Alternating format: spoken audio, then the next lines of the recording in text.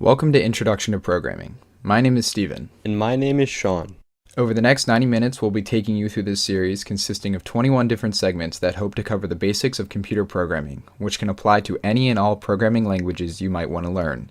We'll be starting with the simplest question of what is programming, and from there, we will be working our way up as we talk about common features of computer science such as loops and arrays. We'll discuss how to read and write code, debug code that you've written, some strategies to help you plan out your code, and much, much more. The complete list of topics that are going to be covered in this lecture-style video are shown on the screen now. Additionally, there will be timestamps in the description, so feel free to skip around if you are already proficient in some areas of computer science or just want to know about a specific topic we will be covering. Hopefully, by the end of the series, you'll have a basic understanding of what computer science is, along with an armory of useful skills that will help you unravel whichever programming language you decide to learn first. We'll only be covering the major key points that apply to all programming languages, so we'll be shying away from topics such as object-oriented coding and command line navigation, as those are things which are language specific. Additionally, there will be no software required for you to download in order to follow along with this tutorial, as we won't be writing any code in an IDE to keep things simple and concentrated. This video is meant for those who are interested in computer science and programming but have no idea where to start and have little to no background information on coding. And so if that sounds like you, then strap in as Sean and I work our way through the wacky world of computer science, starting with the biggest question probably on your mind, which is what even is programming? Well, the dictionary defines it as the process of preparing an instructional program for a device. But that's a really confusing definition. So, in layman's terms, what exactly does that mean? Essentially, it is attempting to get a computer to complete a specific task without making mistakes.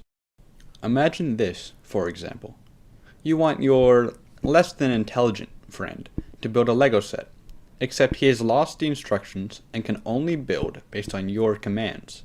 Remember though, your friend is far from competent, and so if they are not given very specific instructions on how to build the set, there are many mistakes that they could make.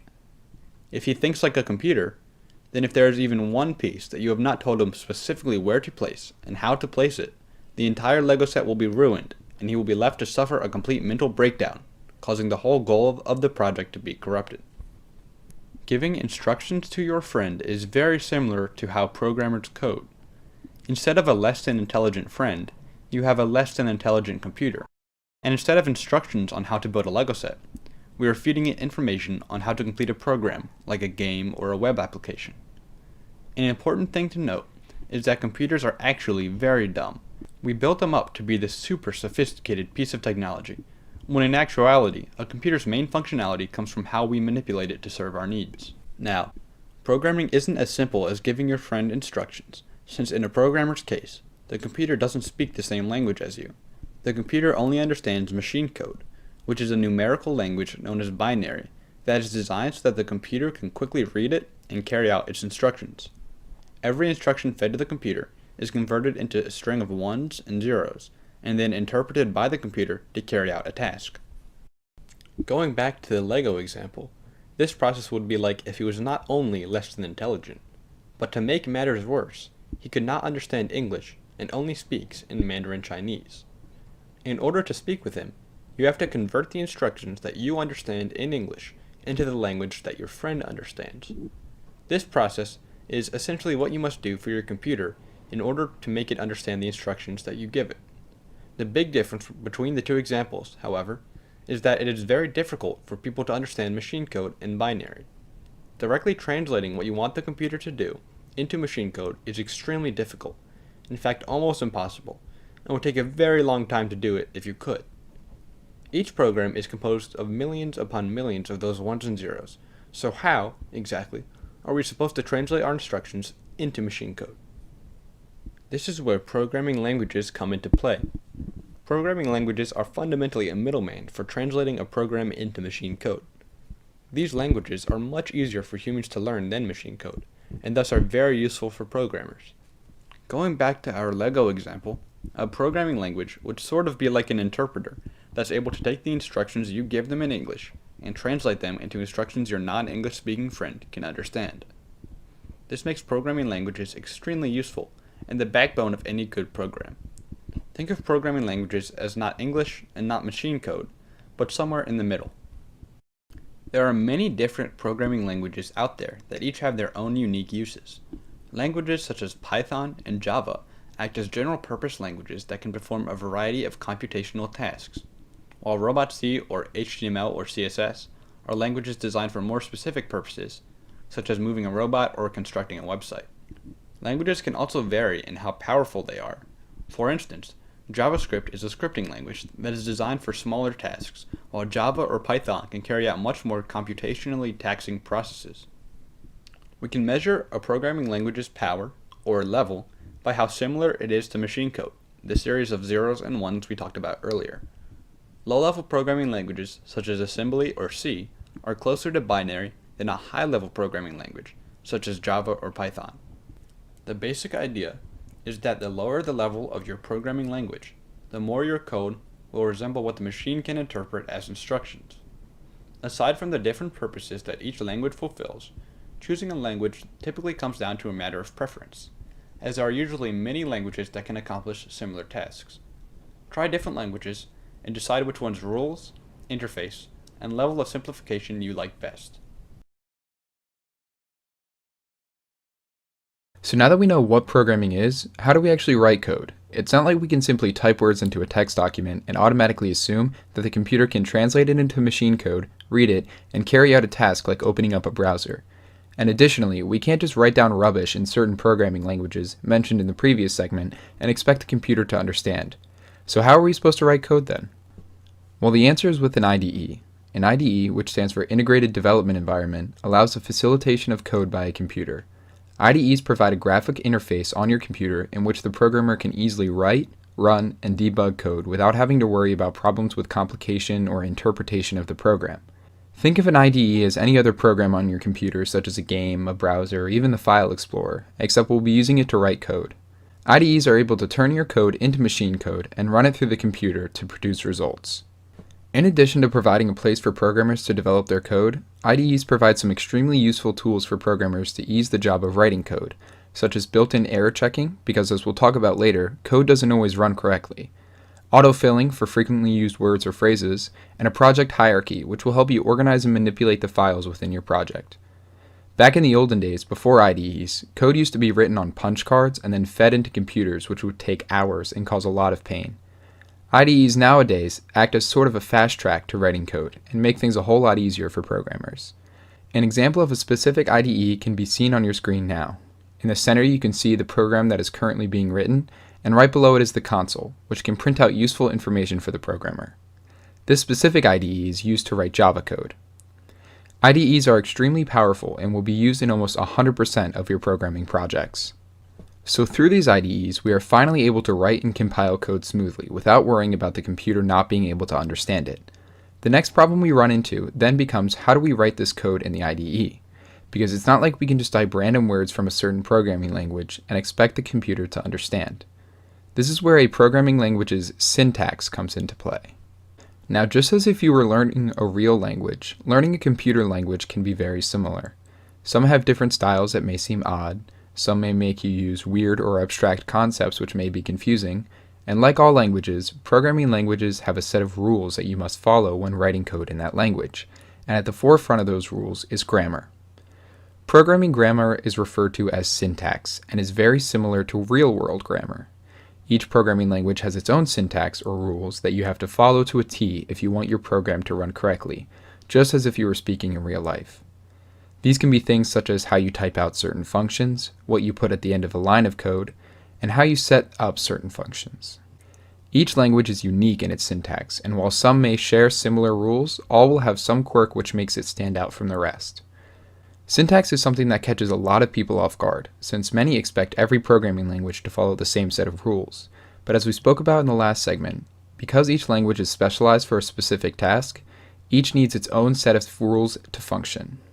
Breaking or disregarding these rules will result in an error, just how breaking or disregarding rules in real life will result in an unintended message.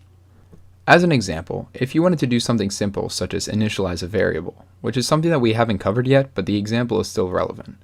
In Java, you'll notice how we have to specify what type of variable we are defining, in this case an integer, and also add a semicolon after the statement. In Python, we don't even need to define that we are trying to create a variable and just have to type what we want to create. And in JavaScript, we just specify that we are making a variable, but we don't include what type of variable we want to make, like in Java. Even in this simple example, you can see how much a syntax matters when learning a new language, since while the goal of our program remained the same, which was to define an integer with the value 3, all the programming languages shown took different approaches. All these languages require that you follow this syntax because remember, computers are extremely dumb. If you forget one semicolon or misplace a character, the entire program will not run and send you back a syntax error, which is something we'll talk about later. Think of this as if you forget a comma in a sentence and the entire context of what you're trying to say gets misinterpreted. For example, in the sentence, "Let's eat, Grandma," if you were to forget that comma, while it may seem like a small mistake, it changes the entire context of the sentence, making it sound like you're going to eat your grandma. The same rules follow for programming. If you forget a semicolon, the entire context of your program could be corrupted and misinterpreted by the IDE. Now, another thing which makes IDEs so useful is that they will let you know if and when there are syntax errors in your code. Syntax errors, of course, being parts of your code which do not follow the same rules what we talked about previously. The IDE will tell you where in your code the error is, and also won't let you run your program until the error has been fixed. Because of how important syntax is to writing code and learning a new language, it's recommended that you learn the rules and syntax of a language before beginning to write complex programs in that language. Most of the rules are tedious to learn but easy to master, and as soon as you can do that, you'll be able to easily identify syntax errors and take care of them easily, and be writing code in no time. That covers the basic gist of syntax and programming rules. So now that we know how to write code and where to write code, we next need to cover what happens after we have typed out our program and run our code. Because writing a piece of code for a game or for a database is cool and all, but after the computer interprets the program, how will we know what's happening and whether or not it's working? Well, programmers do this by looking at the console. The console is a text interface within your computer that us programmers can use for a variety of different purposes. If you remember, a short while ago we showed a picture of a basic IDE, and one of the main parts of the picture was the console. The main use of the console is to output text from the program. This is usually done by using a print statement. A print statement is a command that does exactly what it sounds like. It prints text to the console. The print statement is the first piece of actual code we've talked about in this series, and it's about as simple as it gets. The print statement, despite its simplicity, is one of the most important functions in programming and exists in some form in just about every programming language. The most basic thing you can ask the print statement to do is to just simply make it say something. This is done by instructing the console to print, and then include whatever you want to be printed inside the parentheses. For example, in Python, the segment of code print hello world will cause a message reading hello world to appear onto the console. Pretty neat. The print statement is also vital for viewing and interpreting the computer's output from a program. For instance, if you tell a computer to run a simple calculation, for example to determine what 4 plus 3 is, it will run the program internally and compute an answer. However, what is the purpose of having the computer run this program if you will not be able to tell what the result is? Instead of simply telling the computer to perform this calculation, instruct the computer to print the output of the program to the console, and upon the program's completion, 7 will appear on the console. As you can see, the console allows us to easily print information out to the developer for a variety of uses. It is important to note that the print statement varies depending on the programming language being used. For example, in Java, there are multiple versions of the print statement depending upon whether you would like a line break after the printed text or not, as well as specialized print statements which make your code run more efficiently. Also, the general syntax of using a print statement and certain nuances of its function can change between languages. However, you can generally rely on it to carry out the same overall function, as it is a foundational statement for programming in general. All of its functionality makes the print statement, along with the console, a very useful developer tool. However, it is important to remember that that is all it is, the developer tool. The console is not really meant to be viewed by the end user of your program. It tends to be hidden away behind the scenes, and other methods of displaying information, such as displaying text, graphics, or images, are used to convey information to the user instead. Think of it like this. When you are using your phone, you see the console in none of the programs you use. So while you can use the console to give yourself information about how your program is performing, don't try to implement it into the final product because it fundamentally just isn't meant for that. Overall, remember to use the console to its fullest extent when writing and fixing problems in your programs, as it is a great tool to use to tell how your program is performing behind the scenes. So now that we know a bunch of information about programming languages and how and where to write them, Along with the print statement under our belts, let's go over some intuitive things that the computer can do all by itself, without you having to tell it how to. More specifically, we'll be covering some basic number mathematics, as well as string math. Starting off with basic mathematics, the computer already knows how to do simple arithmetic. This includes addition, subtraction, multiplication, and division, all of which are represented by the symbols shown on the screen now. In any IDE that you may install, you'll be able to print out the answer to simple math problems using the print statement, which may seem counterintuitive because why would you use the computer to do math when you have a perfectly good calculator on your phone?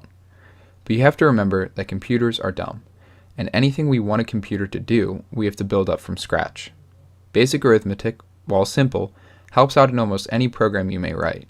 For example, if we wanted to build a basic calculator app, we'd need to utilize this functionality in order to correctly display the answer to an arithmetic problem when our user tries to add, subtract, multiply, or divide two numbers. Now, in addition to the 4 basic math equations, most programming languages include an additional operator known as modulus. If this is your first time hearing this word, don't worry, since it's not usually taught in math classes. Modulus allows us to get the remainder of a divisional operation. For example, when we take 10 modulus 3, we are essentially telling the computer to take 10, divide it by 3, ignore the actual answer, and just give us the remainder of the operation, in this case 1. Since when we divide 10 by 1, the answer is 3 remainder 1. The 1 in this case is what gets printed out to the console. If there is no remainder, say in the case that we take 50 modulus 2, since the remainder is 0, the function would return 0 if we were to print it out to the console. This can be extremely useful in many cases, the most obvious being if we want to determine whether or not a certain integer is even or odd. If we take a certain number, modulus 2, and it returns 0, then we know that is even, because any number divided by 2 will always result in a full answer without a remainder. But if the system returns 1, then we know that the integer is odd. You will find yourself using the basic math operators a lot more than you think, so it's good to keep them in mind when writing your program. Now, not only can our computer work with numbers, but it can also work with strings. Strings, by the way, are just another way to say text. For example, hello world is a string, the letter A is a string, and anything enclosed by quotation marks is denoted as a string in programming languages. We'll cover more about strings in a bit when we talk about variables, but for now, let's continue. We already talked about printing strings to the console, but let's say we're making a game, and we wanted to print out the statement, game over, 4 was your final score. Now, while we could just make a string that says that exact phrase and print it out to the console, in some cases it would be more useful to print out the actual integer value, especially in the case of a game where the score can change each time you play, because score definitely isn't always going to be 4. Well, we're also able to print out multiple strings of text, and even integers, by adding them together in the print statement. This is known as concatenation.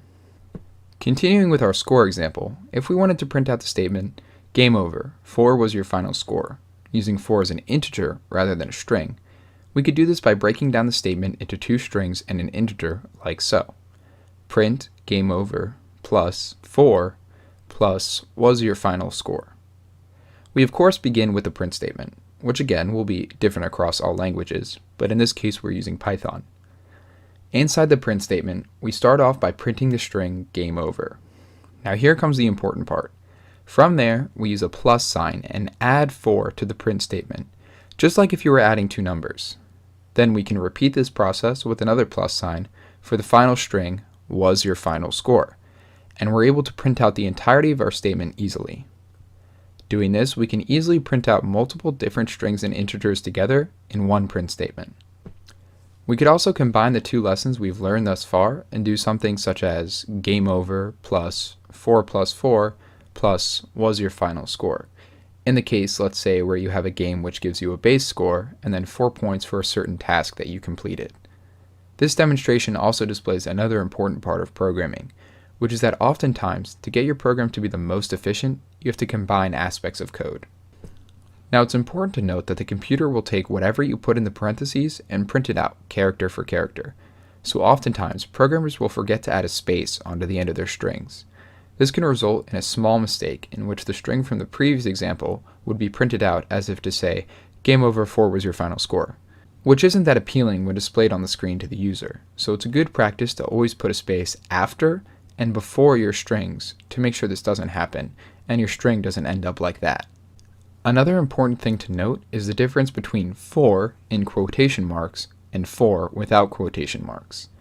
Now, for in quotation marks is treated as a string rather than a for without quotation marks, which is treated as a number. This may not seem like a big deal, but again, computers are dumb, and if you try to do math with a number in quotation marks, it will return an error because the computer doesn't understand that you're trying to perform the operation on a number, and it thinks you're trying to add an integer to a string, which is a big no-no in programming when you're adding numbers. So when you're programming, make sure to make a mental note of whether or not you want to make something an integer or a string, because that type of stuff makes a big difference. Alright, that concludes our segment on the base power of computers.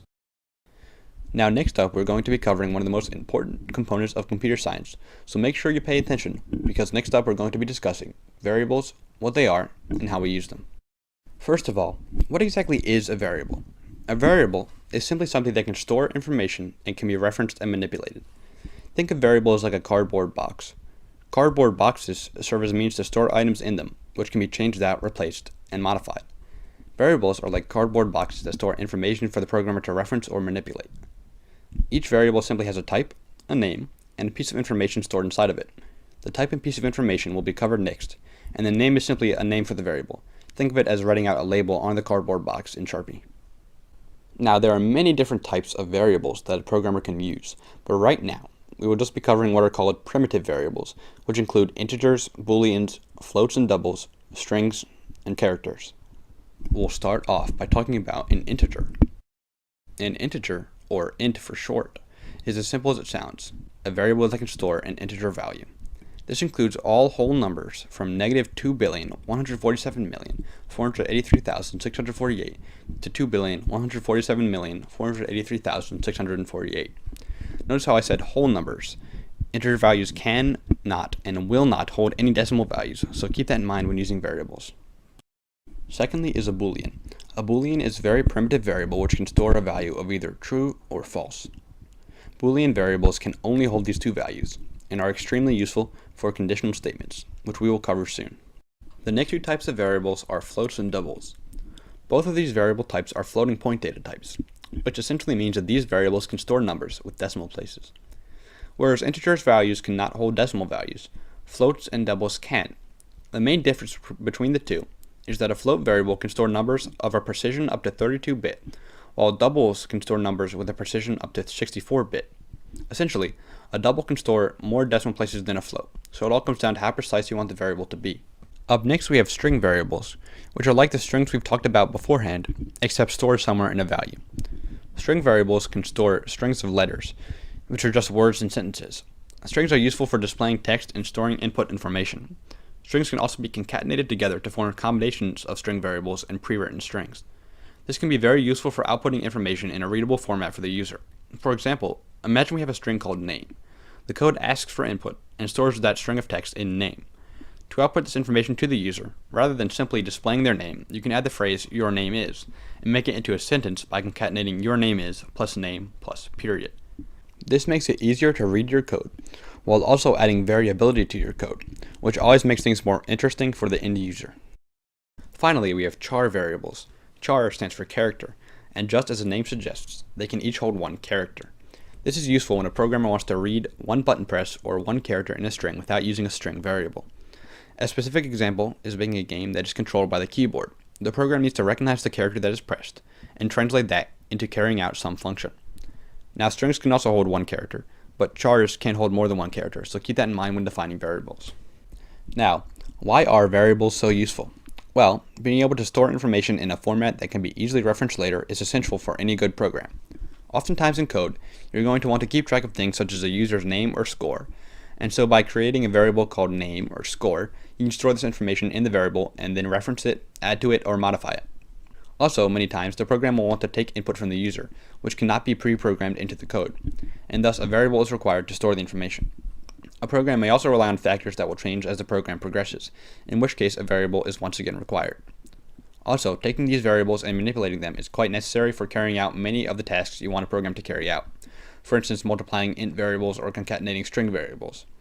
Overall, variables are the backbone of any good program, and you'll find yourself using them often if you want a clean and efficient code. So it's best that you learn what types of variables you need to use and when. So now that we know all about the different variable types, and we've talked about them a little bit, we're going to delve further into what happens when we actually define or create a variable, how we reference them, and how we can manipulate them for our programs. To start, let's go over what happens when we actually define a variable. Now, when we write a line of code which initializes a variable, and that code is executed, the computer essentially creates a little space in memory that stores your variable name and its contents so that it can be referenced later. Going back to our cardboard box example from the previous segment, think of this as if you had your own storage facility, and you make a new cardboard box labeled name, and inside of it you put a piece of paper with the word null pointer exception on it. Now, anytime you want to know the contents of your name box, you could simply look inside and see that it has the contents null pointer exception. This is what the computer does, except the storage facility is the memory in your computer, the box is a variable, and the contents of the box are whatever the variable is set to be equal to. Anytime you want to know the contents of the name variable, you can simply call it, and the computer will pull the information that is stored in that variable and use it how the user sees fits. Another thing to note really quickly is that you can actually make a variable without putting information inside of it. This would simply be like if you built up a new cardboard box, gave it a label with a Sharpie, but just didn't put information inside of it. You're simply saving that space in your storage facility for later. This could be maybe because you want to store information in it later down the road, or if you're going to use it to store information given to you by the user, in which case you can't give it information since you don't know what the user will input. Just a note that if you try to reference or point to a variable which does not have any information in it, you'll get what's known as a null pointer exception, which despite being an amazing name for a YouTube channel, is something you generally want to avoid when programming. Now, programming languages allow us to do some pretty cool things with these boxes that we've created. For example, let's say we created a second variable called channel name, and instead of setting it equal to null pointer exception, we instead set it equal to our already created name variable. This doesn't create a space in memory for this new variable, however it simply points to the same location of memory we have already created for the name variable. Going back to our storage facility example, this would be like instead of creating a whole new box labeled channel name and storing a sheet of paper with the word null pointer exception on it, we instead simply added another label below the name box entitled channel name. Now we have two variables which point to the same contents, that being the string null pointer exception. We usually do this to save space in our code for things that we know are going to have the same value. Variables can also be updated throughout your code. For example, let's say you had an age variable, and inside of it was the integer 17. Then, you celebrated a birthday and wanted to update your age. All you would have to do is reference the variable and set it equal to whatever new integer you want the variable to hold. In this case, 18.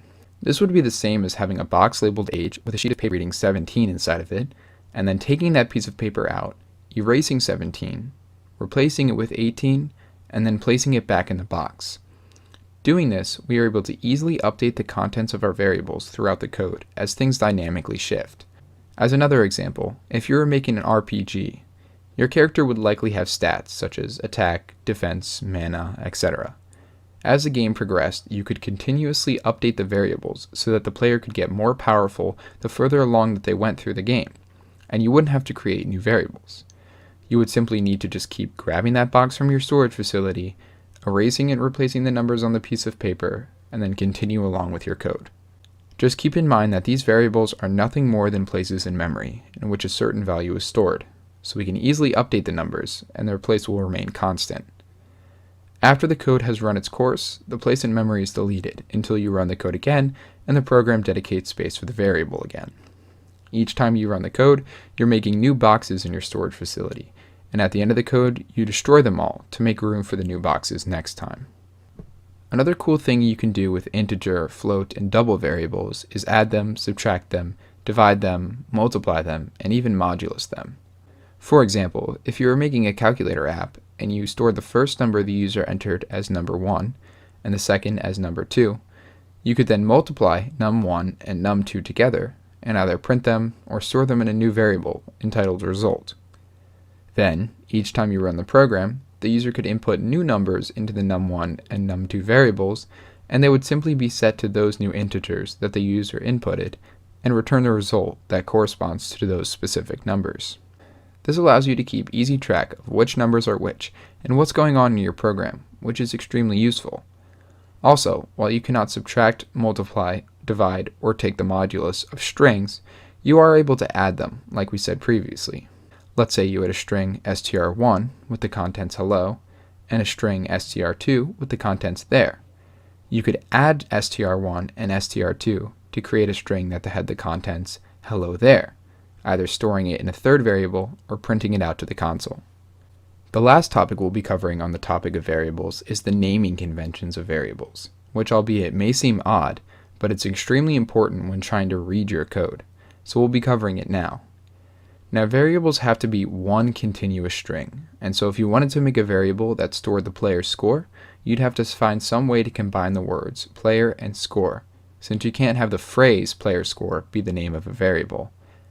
All programmers have their own personal preference when it comes to naming variables, but the one we'll be using in this lecture is called camel case, which is the process of not capitalizing the first word, but capitalizing every word that follows it. Going back to the player score example, using the camel case method, the variable would be called player score. This allows us to easily see and identify each word and becomes really useful for long variable names, like the player score before the final boss. Whereas if we just type it out without camel case, it would be really confusing and hard to read. This will help you out a ton when we start finding bugs in our code and need to quickly scan through our program to figure out what is wrong, and adds to the overall readability of the program. Other programmers might use different naming conventions, like using underscores to separate the words in a phrase, but for now, in this series, we'll be sticking with camel case. Next, we'll be moving on to conditional statements, which at their core are statements that change the path of our code depending on certain conditions.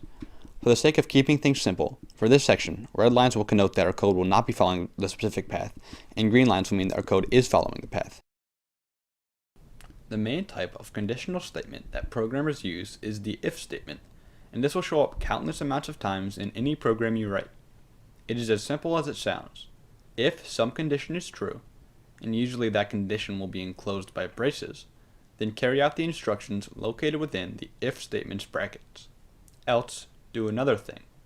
Now, brackets are used in most programming languages to indicate a segment of code which will run. It works like this. If the condition in parentheses is true, then all of the code contained within the brackets will run, and if the condition within the parentheses is not true, then it will skip over all of the statements within the brackets.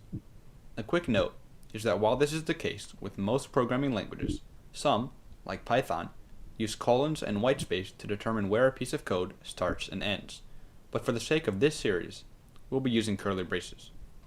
Now, the condition within the parentheses can take on thousands of different forms, such as if the value of the string variable name is equal to Stephen, or if the player's score, stored in an int variable, is greater than 5. The list goes on and on. Each of these statements is evaluated as a boolean, which you will remember from when we talked about variables, is either true or false. If the boolean is true, we run the code inside the curly braces. If it's not, we pretend everything inside the curly braces never existed and move on with our code. The if statement comes with two more additional statements that can go with it, else if and else. Else if is a conditional statement used directly after an if statement and carries out mainly the same function as an if statement.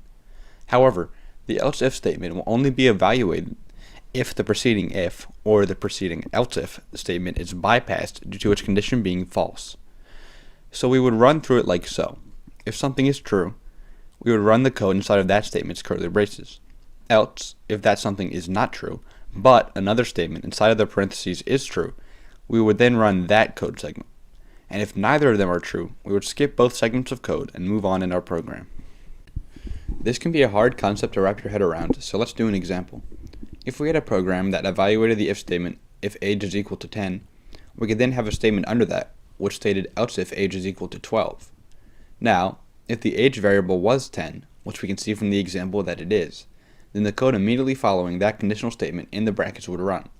The else if statement we made will not even be tested, since we know that it is going to be false. and thus the print statement inside of that conditional statement's brackets will be ignored, and the code will move on to the rest of the program. Now, for example, let's say we change the age variable to be 12 instead of 10. Now, instead of the first conditional statement being true, it actually evaluates as false, since age is no longer equal to 10. So what we do now is first skip over the print statement, which prints out that age is 10, since it's not. And then we evaluate the else if statement. We check if age is equal to 12, which again it is. And so now we run all the code inside of that conditional statement before finally moving on to the rest of our program. So, as a review, we check the initial if statement. If it's good, then we run all of the code within that if statement's curly brackets and move on with our program. If the initial if statement is not true, we then move on to any else if statements and evaluate if those conditional statements are true. We can have as many else if statements as we want, although this could lead to clutter amongst your code, so we'll talk about some alternatives later to help this out. Now that takes care of the if-else statement, so now we'll move on to the else statement. The else statement, once again, comes after an if or an else if statement, and will carry out its instructions no matter what, as long as the preceding statement/statements are evaluated as false. If we went back to our previous program, we could add an else statement, which would only have the code in its brackets run if the age variable wasn't 10 or 12. This will catch all cases of the program that didn't fit into our parameters. It's good practice to always have an else statement at the end of your conditional statements to catch any weird cases that may come up in your program. Now remember back to the fact that we could have thousands of else if statements. After a while that can get pretty cluttered, and so another very useful conditional statement which helps circumnavigate this problem is a switch statement. A switch statement is functionally similar to many if and else if statements together. You write a switch statement in the form of switch variable, and then below that you write out how many cases the variable could be. For instance, if we wrote switch var, and then under it we could write out 5 cases that the variable var could be, and then the instructions listed under each case would be carried out if the var variable would be equal to that case. Now switch statements are different since instead of using brackets, they use a colon to signify the start of a set of instructions and a break statement to end them. This is very useful because you are able to essentially use many if and else if statements without having to write nearly as much. In switch statements, you just always have to remember to include a default case at the bottom of the expression to denote any and all cases that don't meet the above requirements. This simply catches all the inputs that don't fit within the program's main cases. It's very similar to an else case at the end of an if-else chain. Now, why are these statements so useful? Well, many times, programmers want their programs to function differently depending on different conditions. For instance, a program could function differently depending on the information that the user inputs, such as allowing a user to use a program or not use a program if they are above or below 18 years old respectively. Or in, say, a video game, if a user's experience is above a certain threshold, we might want to give them harder opponents to battle. Another example could be a program which changes the color scheme depending on the time of day. Or even more simply, if a user presses a button that is meant to move on to another screen in an app, the programmer would only want that app to change screens if the user clicks that button. A program without conditional statements would do the same thing every time, and would be very primitive compared to one that can change depending on its conditions. So now that we know how to make and use variables, how to compare them, and what we can do with those comparisons, let's move on to another foundational concept of computer science, and that is arrays. Now we've already talked about variables, and how great they are for storing singular bits of information for making our code more simplistic. But one of the biggest drawbacks that comes with variables is their inability to hold more than one piece of differing information. For example, let's say you're making an app which allows a user to create a grocery list. Well, there's no real easy way to create lists using variables, because it's not like you can have one variable store the names of 6 or 7 different food items. Remember, we can only put one piece of paper in our cardboard box, no more. And besides, even if you were able to add multiple items to one string variable, you would still have a lot of trouble doing simple tasks you might want from a list, such as searching through it, splitting it, or even deleting items from the list when you're done with them. This is the problem that using arrays solves for us. An array is, as you may have guessed by now, a list. You can have an array of integers, an array of strings, and even an array of other arrays, which is something we'll cover in a minute. Programmers use arrays when they want to store a lot of variables containing information that is all related to each other, such as a grocery list or a high score list in a game. Think of arrays as a column in Excel or Google Sheets. You have the title at the top, and then below it are a bunch of bits of information which all relate back to the title. Arrays are super useful when programmers want to store a lot of information that can be easily searched through, because programmers have developed methods of breaking down and using arrays to find specific information in arrays full of thousands of different variables. As an example to show just how useful arrays are, let's say you're a startup company that owns an app that has 100,000 users. Every time a user wants to create a new account, They input the username they want, and then your program will have to check to make sure the account name hasn't already been taken. Doing this requires you to search through the information of all 100,000 of your users to see if that username has an account with your service. An array would be able to contain all of this information and make it easy to search through and find out if the account name has already been taken, with little to no delay. Now, the single most important thing to note about arrays is how you reference each element of the array within them. Let's create a basic array called numbers, and inside of it put the digits 1 through 10. Now, when we want to refer to each cell in this array, we would call upon its index. An index is just a fancy way of saying that number's place within the array. Now, you would think that the first integer in this array would be the first index, the second would be the second index, and so on, but that's simply not the case. In computer science, programming languages refer to the first cell as the 0th element in the array. This means that if we were talking about our array of numbers we just made, the number 4 would actually be in the third index, 5 would be in the fourth, and so on. So instead of starting our count from 1, we start from 0. It's extremely weird and confusing, but it's one of those programming quirks you're going to have to memorize and commit to memory. If you were to not follow this nomenclature and refer to the last element in this array as the 10th, you get what is referred to as an array out of bounds error, since you're trying to reference the 10th element, but there is no 10th element. What you're actually trying to do is reference the 9th element. Another extremely important thing to note about arrays has to do with their size. When you initialize an array, you can do it in either one of two ways. You can either populate it with the elements that you want contained in the array right then and there, creating and filling the array at the same time, or you can define how many elements you want the array to hold, essentially the array's size, and then populate it with elements later. This is because when we initialize an array, it creates a space in memory that has the size of exactly what you give it, no more and no less. This is great for when we want to access elements in the array because we can do so instantaneously because the computer knows exactly where in memory the array is stored. But the one downside is that we can't increase the size of the array later on. All array sizes are final. Think of this like setting up a bookshelf with books. By populating a bookshelf with a certain number of books and then moving on and filling the next shelf with different books, we have no way to go back and add books to that first shelf without shifting everything over. Once we decide how much space to dedicate for an array in this case, there's no way to add more space. Once again, because this is extremely important to remember, this means that once an array has been defined, there is no way to change the size of it. If you have an array titled names with a size of 8, and you try to add another name to the array, you will receive an error. So be careful when messing around with array sizes. Of course, you can always go back to the start of your code, when you initially make the array, and allocate more space to it, increasing its size, if you find out that you need more space to hold items. But once it's defined, you cannot change its size through conventional methods. Another small thing I want to touch upon really quickly is that when you initialize an array, you must determine which type of array it is right then and there. For example, you have to specifically say it will be an array of strings or integers when defining it. And also, you're not allowed to mix and match, meaning that you can't have an array full of integers with a few strings and some doubles thrown into the mix. They all have to be the same type. Now, the last thing we're going to cover on arrays is a little funky, and that is the practice of putting arrays inside of arrays. If you make an array of arrays, it is referred to as a 2D or two-dimensional array. Think of these as matrices if you have taken an algebra class before. Now, if you haven't, think back to our Google Sheets example, but instead of using columns, we would add rows as well. So now each element in an array wouldn't simply just be a string variable or an integer variable, but an entirely new array with its own set of values and elements. The way we index these is mostly the same, except we would have two numbers to index instead of one. We start with the row and then the column.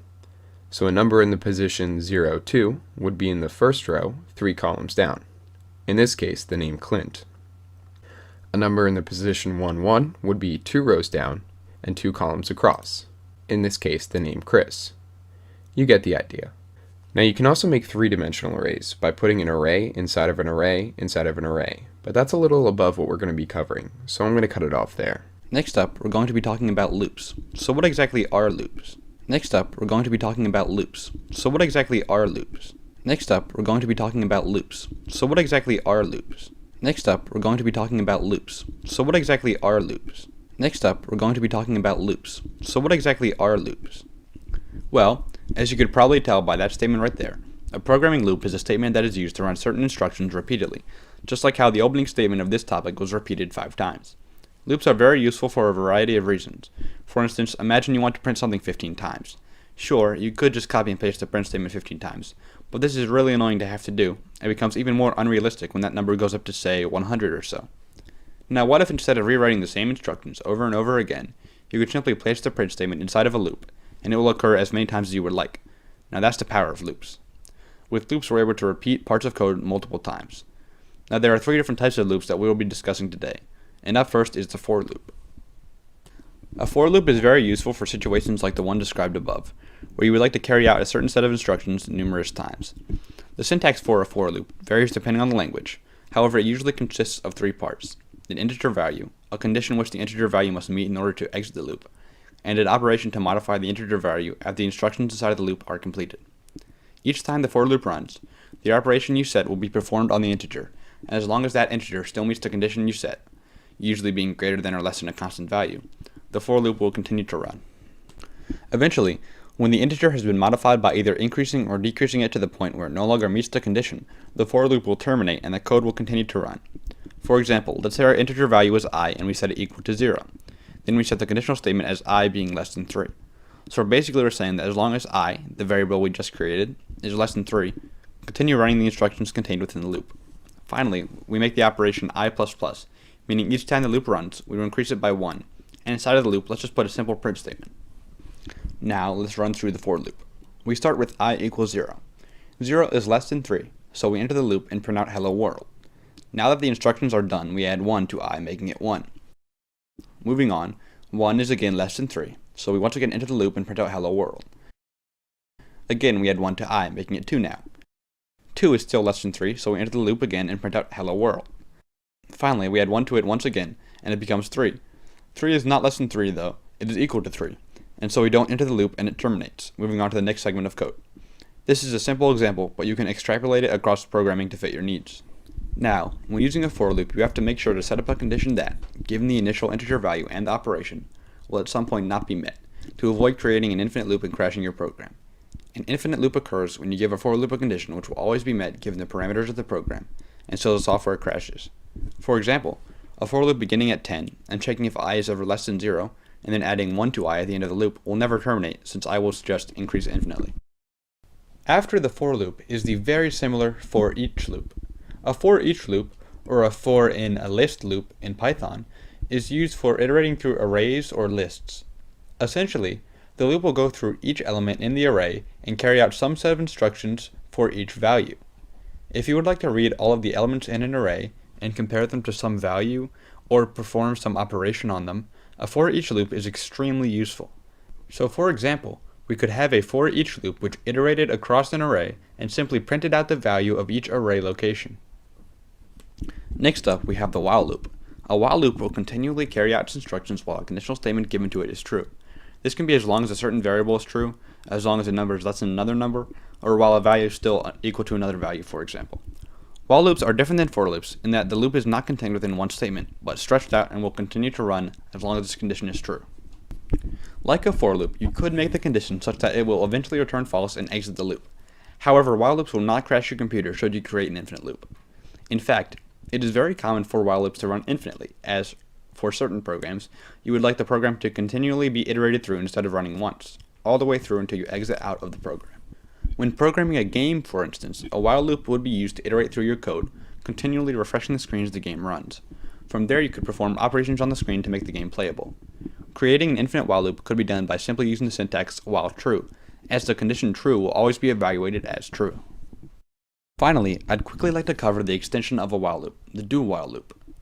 Do while loops are very similar to while loops, except they will carry out their instructions at least once, even if the condition is false, and then will carry on like a basic while loop. Essentially, the conditions inside of the loop will run at least once, and then if the condition is still met, they will run again and function as a normal while loop would. As you can see, loops in their many varieties have some extremely useful functions. Using them, you are able to perform an operation many times in a row. You can iterate through arrays and lists, and overall decrease the clutter of your code. Next up, we're going to be taking a break from learning about common programming statements and dive into what happens when the code we write doesn't work. More specifically, we'll be covering the different types of errors that can occur when you're programming, and what causes them. Now, when you're writing code, you have to understand that things aren't always going to go the way you expected them to, and sometimes the program doesn't always work as you had intended it to. We programmers call these errors, and while annoying, they are always going to come up in computer science, and so it's best to learn what they are and how to deal with them. Often referred to as bugs, errors in scripting languages can be narrowed down to one of three types: syntax errors, runtime errors, and logic errors, all three of which we'll be covering in today's video. To kick things off, let's talk about syntax errors. These are usually the easiest of the three to solve, since they are oftentimes something that can be fixed within seconds. If you remember back to earlier in the video when we talked about syntax and programming rules, we said that if you were to break the programming rules, or syntax, that it would result in an error. Well, that's what syntax errors are. Parts in your program where you fail to meet the programming rules, and so the computer doesn't know how to interpret your code. This can be anything from forgetting a semicolon at the end of a statement in Java, accidentally defining a variable with 2 words instead of 1, or even just misspelling the word string when you're trying to define a string variable. Lucky for you guys, these errors are extremely easy to fix, since you just need to figure out where the error occurred and what the syntax rule you broke was. Now, thinking back to IDEs, we mentioned that IDEs are so useful because they do precisely that.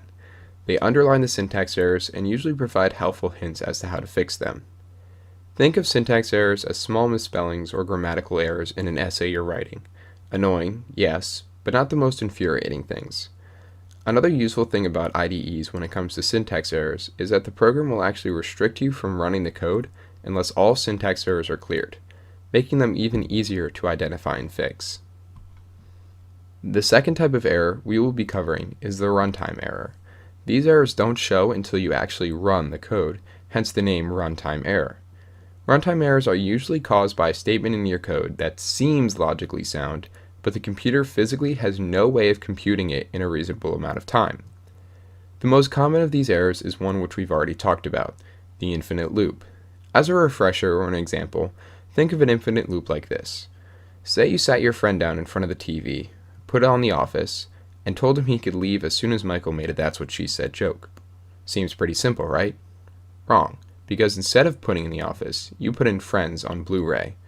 No Michael, no inappropriate joke, meaning your friend would be sitting there for the rest of his life. This is basically what happens with a computer. You give it some condition that it has to complete before the program can terminate. However, you give it no feasible way to finish the task.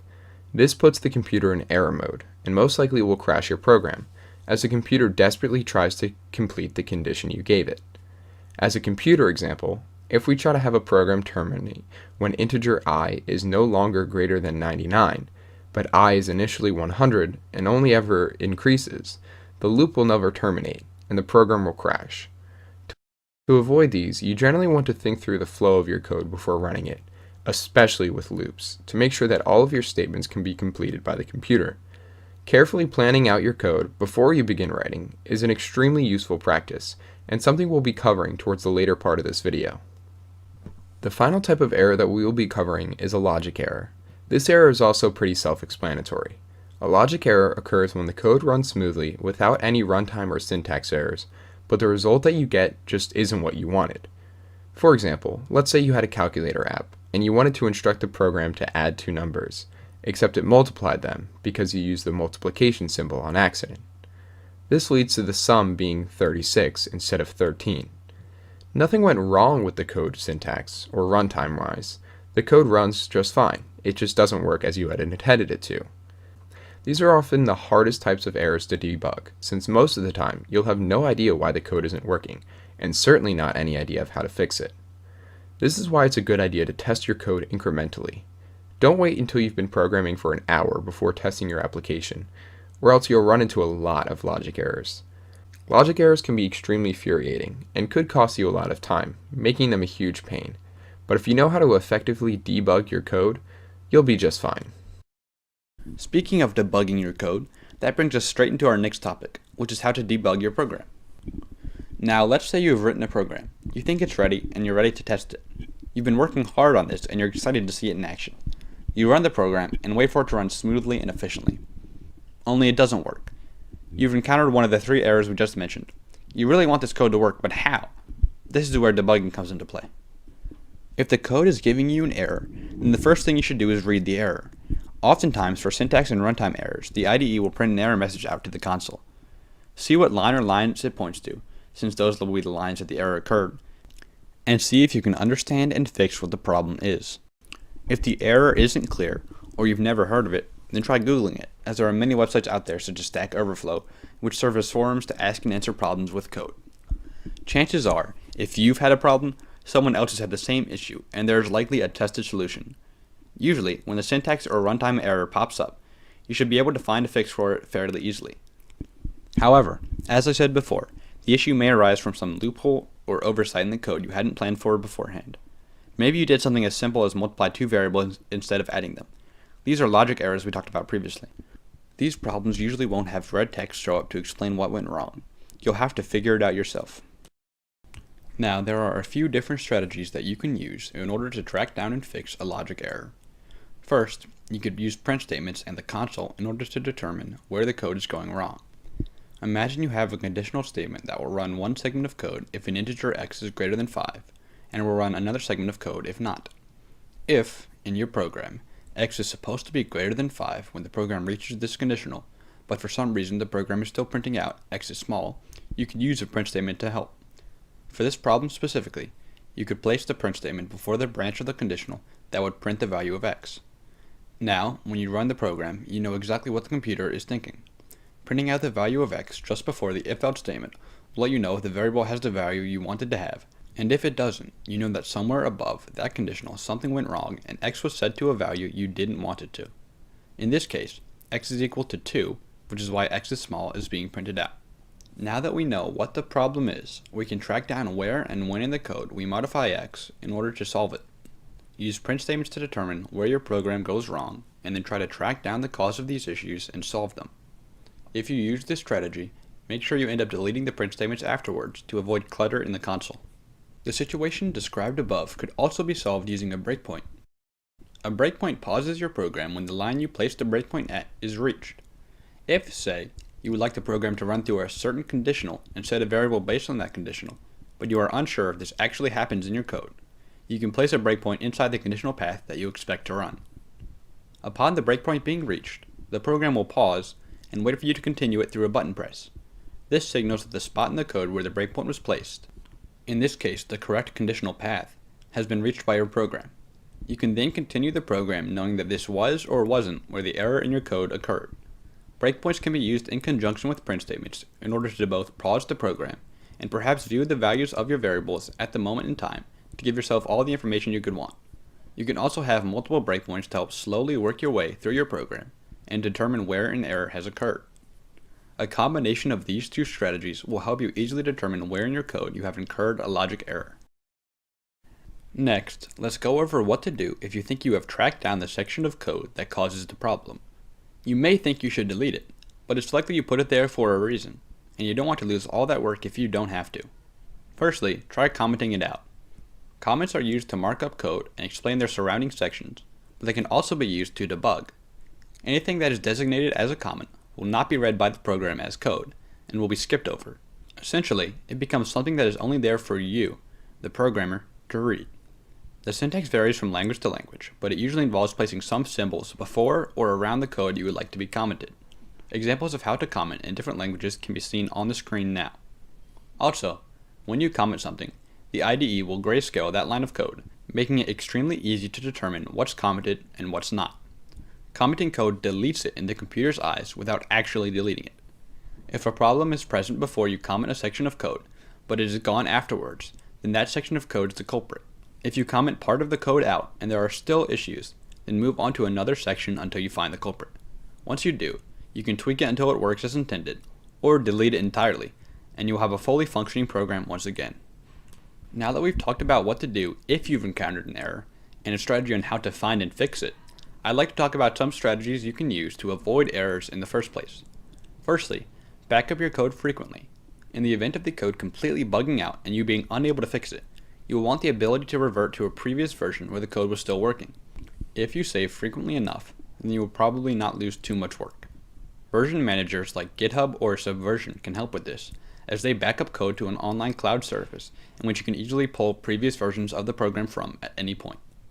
Also, on top of saving, run your program frequently to ensure that the current version works as intended. This accomplishes two things. First of all, it prevents you from saving a backup that doesn't work. Secondly, if you encounter a problem, it will be easier to find if you have only made a small number of changes since the last time you ran it and it worked, and thus you will only have to look through the new code for problems. If you've spent 5 hours coding and hadn't run it during that time period, it's going to be likely that at some point during that 5-hour code sesh you messed up, and it's going to be even harder to figure out where you went wrong.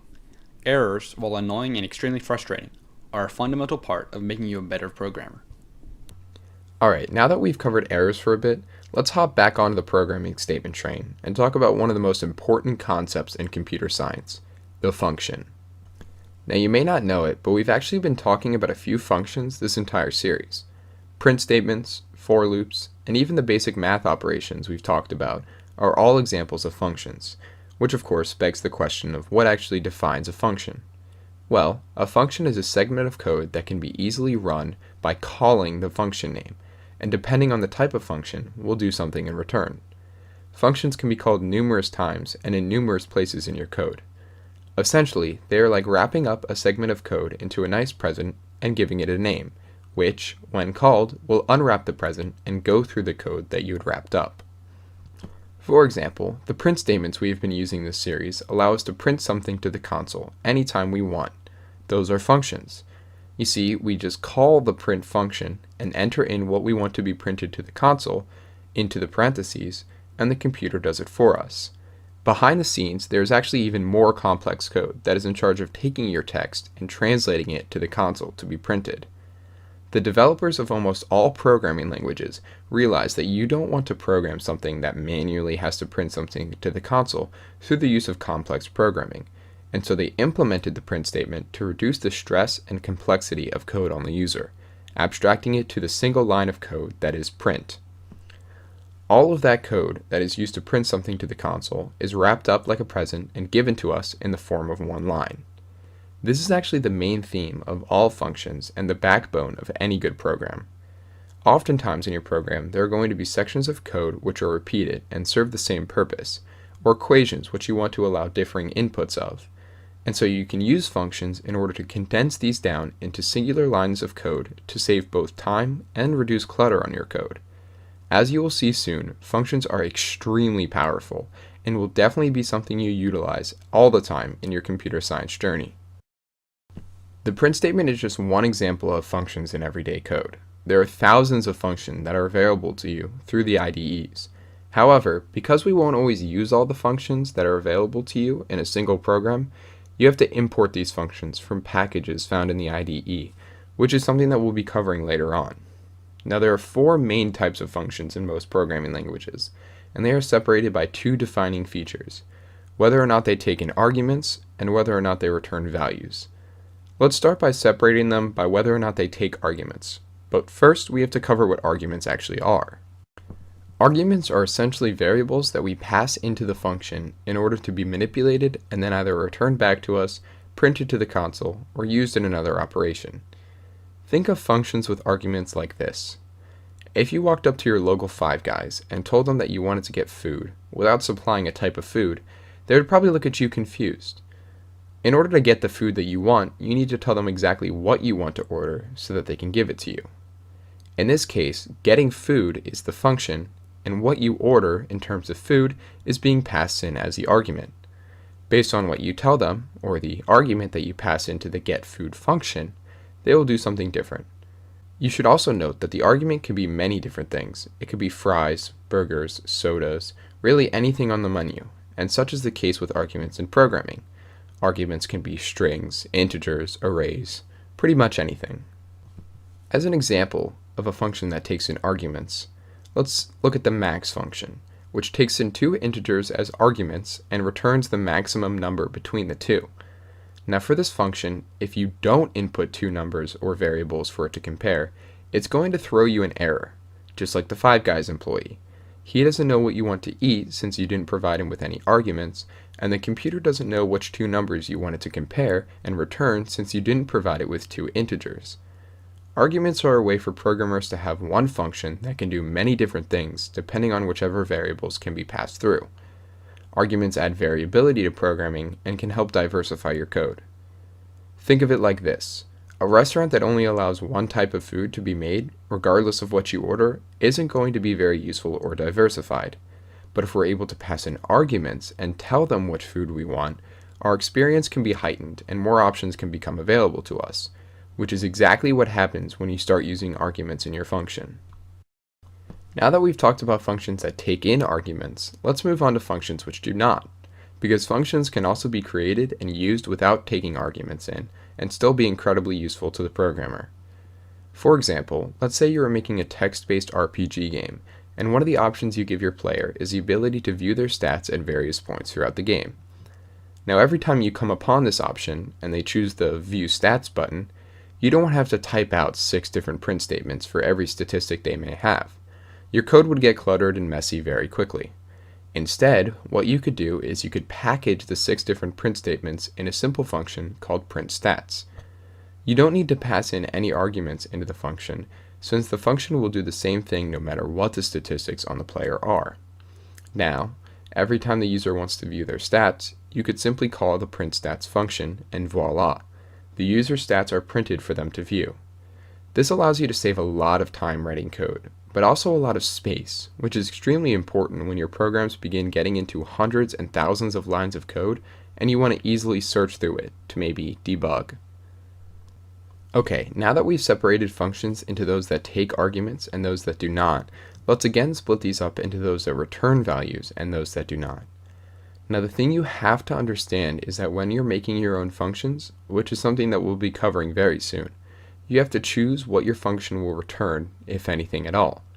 Functions are able to return values back to the user, whether they be in the form of string variables, integer variables, or even arrays. Now the thing to note about returning variables is that calling the function alone won't do anything. You have to return the value into something, or print it out. As an example, the max function we talked about previously would return an integer back to the user. But in order to do something with it, we would have to either set a new integer variable equal to the result of that max function, or we can print out the result of the function, which in this case would just print out the maximum value between the two integers. Using functions which return values don't do much on their own. You have to pair it with something in order to gain the use from it. Let's do another example. Let's say you had created a function which took in 2 string variables as arguments and combined that using that fancy string math we talked about earlier, and then returned them as a singular string. This combined string function could then be used to create new string variables, since what it returns is basically a string. The variable would simply be set to whatever is returned from this combined string function. The last type of function is one that does not return anything, and these are known as void functions. Oftentimes, these are like the print_stat functions that we created earlier, simply used to condense large amounts of print statements that appear often in your code. These cannot be set to variables, since they don't return anything, and just get the code that's within them run through. So there you have it, the 4 types of functions: ones that take in arguments and return something, ones that take in arguments and don't return something, ones that don't take in arguments but still return values, and ones that take in arguments and don't return anything. Each of these 4 types of functions are useful and unique in their own way, and you will probably find yourself using each of them through your programming journey. So get used to the different types of functions, and know how to make the most of them, as they are all extremely powerful. Finally, I'd like to talk about one of the major benefits of functions, which is that it makes it super useful to make large changes to your code without having to go through the entire program. Each function call is essentially just a copy of that function's original code, and so it's very easy to make changes to that initial function and have it translate across your entire code. Let's go back to our print_stats function and say that you wanted to go back and add in a new statistic that the player could level up and through experience in the game. Without functions, you would have to go back into your code and find every instance that you had printed out the user's stats and create another print statement to display the new statistic.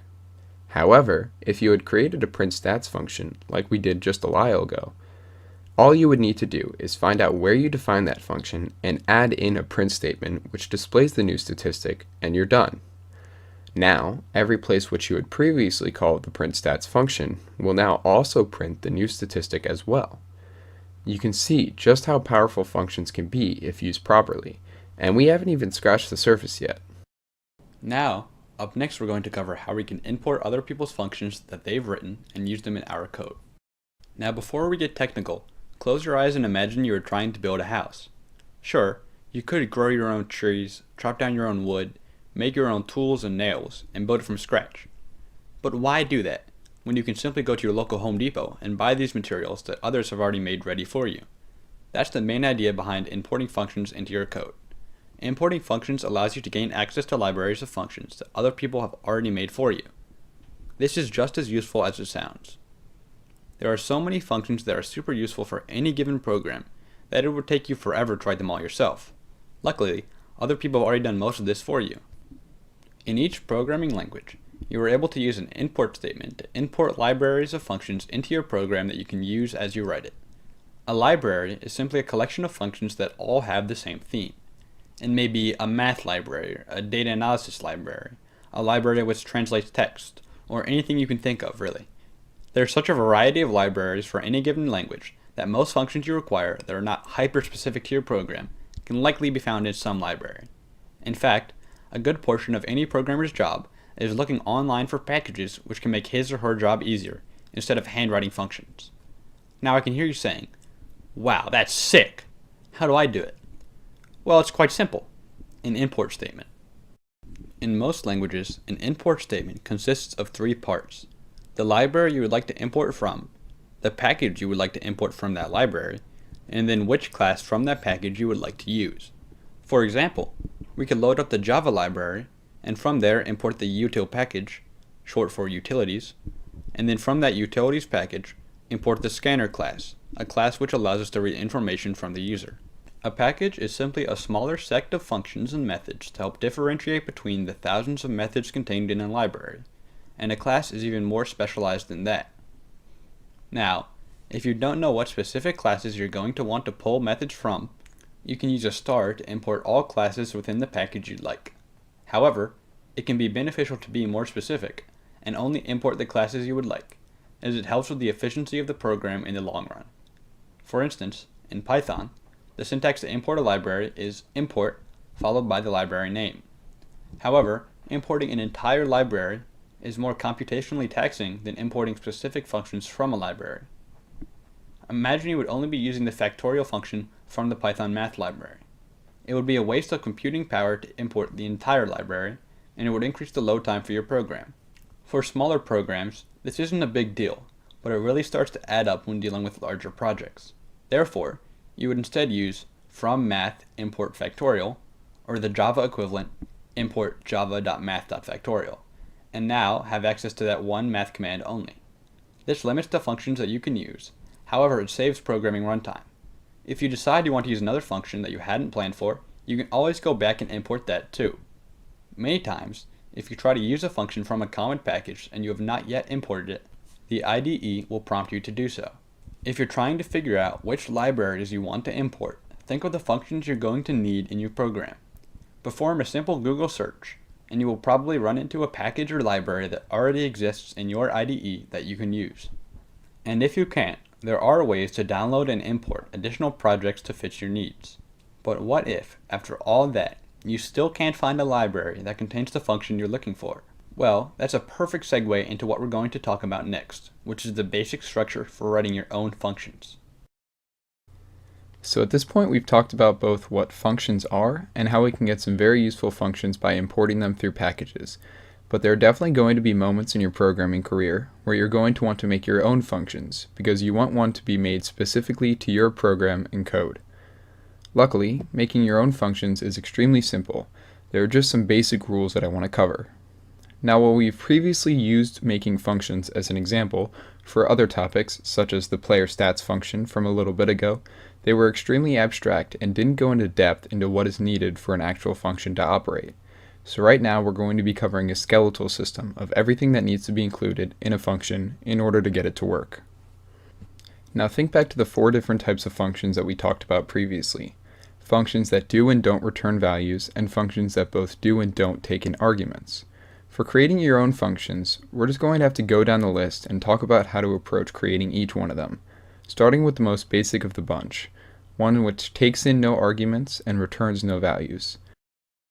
But before we start that, there are a few small things I want to note about function naming conventions.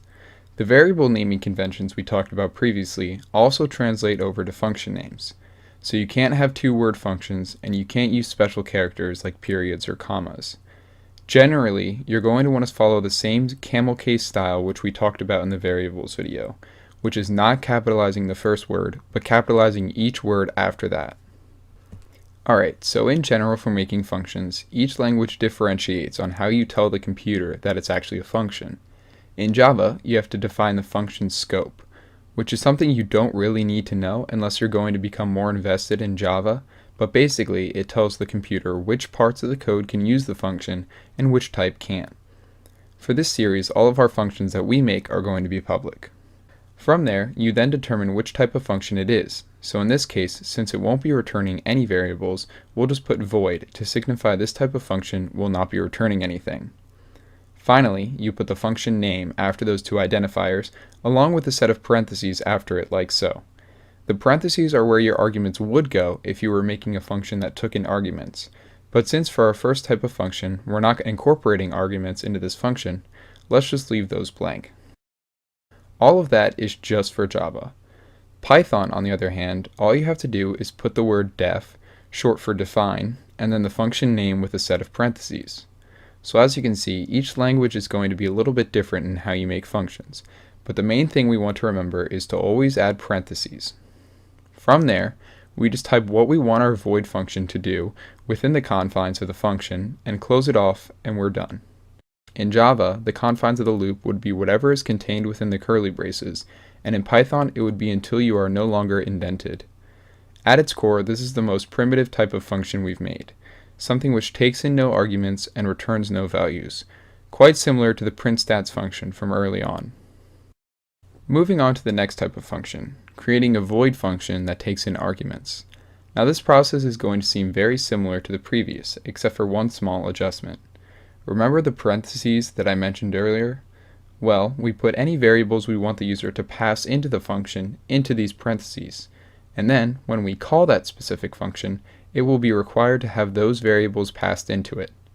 For example, in Java, let's make a function that takes in two numbers and prints out the product of those numbers. We start with the public void plus name of function setup again, since we won't be returning any values. And here comes a new part. Inside the parentheses, you define which type of variables you would like to pass in as arguments. In this case, an integer, and then a name for that variable. This name is what you will use to refer to the integer that the user passes in. For example, let's just call it num1. Then, if we want to add another argument, we simply add a comma in between the two, and we can make another integer variable, num2, to hold the second number. We could do this for however many variables we want to pass into the function. But for now, let's close off the parentheses and just print out the product of num1 and num2. As you can see, we refer to the two numbers that the user will input into the function as num1 and num2. Whatever numbers that the user passes into the function will be converted into num1 and num2. Now, whenever we want to call the multiply numbers function, we just have to make sure that we are putting two numbers in as arguments. In this case, the number 5 becomes num1 and the number 8 becomes num2. From there, we simply run the code and the number 40 is printed to the console. It's pretty important to note that you can also mix and match variables when making arguments. So you can have some function which takes in a car, an integer, and two strings all within one function. The last thing I want to mention about arguments is that when you call a function, you have to follow the variables you defined when making the function. So for our multiply numbers function, you couldn't put in a string and then an int. It has to be two integers because that's what the computer is expecting to be passed into the function. So now that we've gone over how to make functions that don't return variables, we have to cover those that do. And we'll start with ones that don't take in arguments. Now the main difference between defining functions that return variables and defining ones that do not is that in some cases you have to specify that you want this function to return an integer variable. This is most common in Java, where you would replace void with int to tell the computer that you want this function to give you something back to you in the form of an integer. This works the same as if you wanted to return a string, char, or even an array. You simply replace the word after public with whatever variable you want to be returned by that function. The most important thing to remember about making functions that return variables is that no matter what path your code takes, it must return a variable, no matter what. What does this mean? Well, let's say you had some string function in a game, and inside of it there was an if statement, where if the player's score was above 10, you returned a congratulatory message. This works fine if you printed the result of this function and the player's score is above 10, but if the player's score was less than 10, then you don't enter the if statement, and then you don't have something prepared to be returned to the user, and so the function is going to throw you an error. You have to have all your paths covered, which may seem simple, but if you're making a function with a switch statement in it containing high amounts of cases, then this can get out of hand very quickly. Something I like to do to make sure this doesn't happen is put a return statement at the bottom of a function with a string or an integer so unique that I'm able to tell that the code is not running properly and can fix it. Also, usually an IDE will let you know if there is a path in your code or in a function that does not return a variable when it should. The main point I'm trying to get across, however, is always cover your exits and make sure you have a return statement prepared for any case the user may throw at you. Another small thing to note is that you can't return one type of variable if you've already defined the function to return another type. For example, you can't return a string in an integer function or vice versa. The return statement must always match the type of function, no matter what. The final type of function is one that returns variables and also takes in arguments, and for these, all you need to do is combine what we've learned from the previous cases. First, you assign your arguments in between the parentheses, making sure that you have also defined what type of variable you want to return, and then ensure that no matter what path the code takes, that you're always returning that variable type. That concludes our discussion on functions. As you can probably tell, functions are an extremely vast subject area and require a little bit of practice to fully understand, which is why later on in this series we'll recommend some websites you can use to practice those more difficult topics. Now, I'd like to switch gears a little bit and continue our discussion from earlier on arrays. Arrays, while useful, aren't the only way to store and manipulate information. In fact, there are a multitude of different ways to store data in computer science, including linked lists, stacks, queues, maps, trees, and many others too. Right now, though, I'd like to talk about two cool, wacky, and zany ways to store data that we haven't previously covered: array lists and dictionaries. But before we get into those, let's get a little review and reinforcement of arrays. As you may remember, arrays are basically lists of values that are stored together. When you initialize an array, you give it a size, and this size is fixed. You won't be able to increase the size of the array, so when you make an array, its length is final. To access the values in an array, you reference them using an index which starts at 0. What this means is that the first item of an array is not at position 1, it is at position 0, and its position is commonly referred to as its index location. So, to find the nth item in an array, you would refer to it as index location n-1. However, as the size of an array is fixed, you have to be careful to not reference a position that is beyond the total size of the array, or to append too many items to it, as this will return an error. We also have what are known as two-dimensional arrays, which is an array containing an array at each of its indexes. Or you could have an array containing arrays, containing arrays, containing arrays, containing arrays, depending on what you're trying to do. Multidimensional arrays can be useful in more advanced programs for organizing a wide volume of related values. If that's confusing at all, skip back to earlier for our full discussion on arrays. The timestamp will be in the description. Now that we've reviewed arrays, let's go over array lists. Array lists, or just lists in Python, can be thought of as a growing array. Earlier, we mentioned how you have to be careful to set an appropriate size of your array and to make sure that you only reference and append values such that you remain within the size. However, with array lists, this isn't a problem. After you initialize an array list, it instinctively has a size of 10. But if you append values such that the size of the array list goes beyond 10 elements, an array list will grow itself, meaning that the computer will allocate more memory to the array to increase its total size so that the new values can be appended. This is quite useful when you don't know the exact number of values that the array will need to store, or you want the ability to store more values to your heart's content, such as when you're making a database with an unknown amount of users that will sign up. There is a lot more to uncover when regarding array lists, but for this surface level series, that is all you pretty much need to know. So let's move on to dictionaries. Now when we're talking about dictionaries, we're not referencing that thick book you probably have lying around your house, which has thousands of definitions. In computer science, dictionaries are like arrays in that they store multiple values. However, their values are stored very differently. Rather than being referenced by their linear position within the dictionary, each value is tied to another value that is used to reference it, or its key. Because of this, we need to throw away all conceptions of dictionaries as a linear way of looking at data, since in actuality, it is much more fluid and interchanging. Basically, we say that each position in a dictionary holds a key value pair.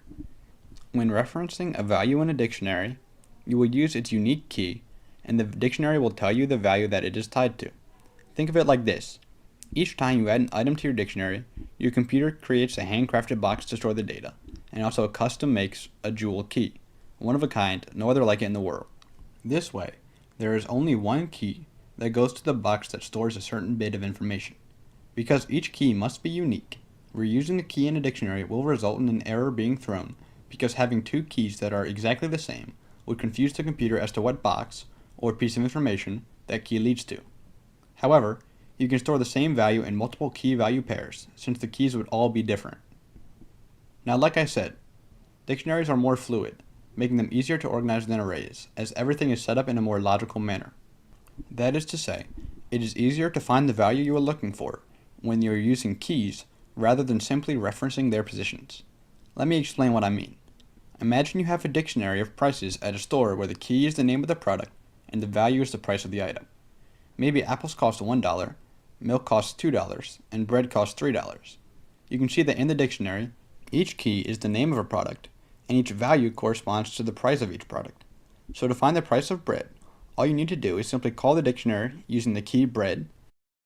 This makes it extremely easy to track values through your code, since you're working with tangible values rather than numbers which don't mean anything to you. You can also manipulate dictionaries in many of the same ways you can manipulate arrays and array lists. You can iterate through a dictionary and perform many operations and comparisons on the values. If you want to find the product with the highest price, for example, you can iterate through the dictionary to find the value that is highest amongst the grocery store items.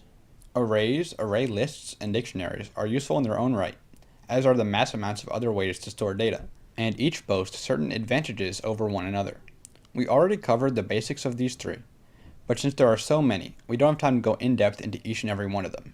And so in order to help you grasp the basics of storing information, we're now going to talk about one of the most important functions needed to understand arrays, which are searching algorithms.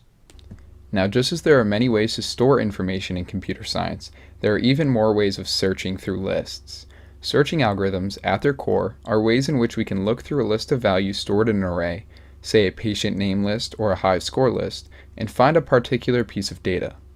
The goal of a searching algorithm is simply to give the algorithm a string or object you want it to find, and have it return the index of the array that contains that string or object as fast as possible. Now, while this may seem simple, lots of software runs on the backbone of being able to search through lists extremely quickly, making searching algorithms, and in particular efficient searching algorithms, an important topic to cover. Additionally, this is the main functionality that arrays are used for, and it's the backbone of many of the methods used within array lists, as well as many other storage methods, so knowing them will take you a very long way. Typically, searching algorithms are used to return the index of a particular data point so that it can be used, modified, updated, or checked on. For example, if you're about to check into a hospital run on an array system for patients, the staff must search through your name in the database, and by returning the index of where your name is, they now have a quantifiable number that they can use to easily check you in, rent out prescriptions, schedule you for checkups, update your personal information, etc., without having to search through the list for your name every single time. You may think that there's little difference between searching algorithms, since computers nowadays can perform millions of calculations per second. But when you're a huge multi-billion-dollar corporation trying to find a certain data point in a list containing thousands or even millions of data points, small differences in efficiency are going to make or break the user experience. Even a 1% improvement in efficiency can mean big differences in the amount of time that a user is waiting for a simple task.